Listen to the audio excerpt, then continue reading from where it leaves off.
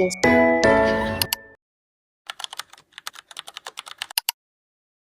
I'm on my way to school, guys. And tingnan nyo naman yung bit-bit ko. Like, sobrang dami. Mas pinili kong magdala ng madami kasi magdala ng malaking bag. Sobrang walang araw kanina. Tapos ngayon sobrang init. Ano ba yan? By the way, nasa Molino na ako. Naglalakad ako papunta sa school.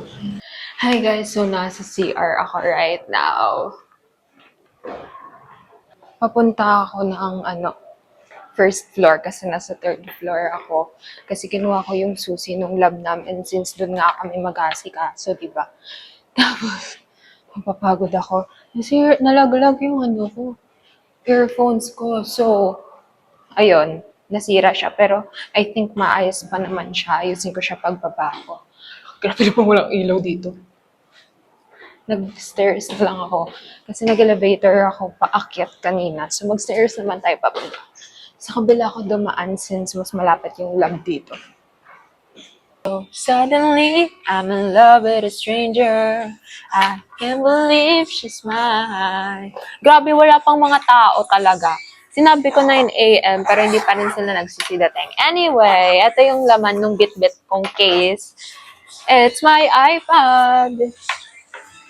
Mas pinili kong magbitbit ng napakarami kaysa magbitbit ng malaking bag, guys. So, ito yung bag ko. It's from Charles & Kit from my tita. This is my fit check. Oh.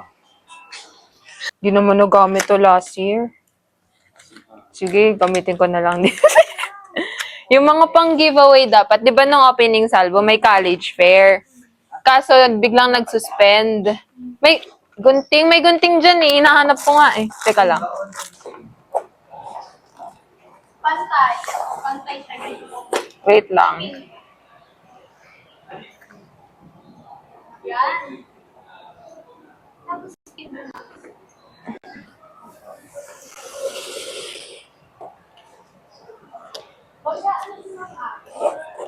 Ano?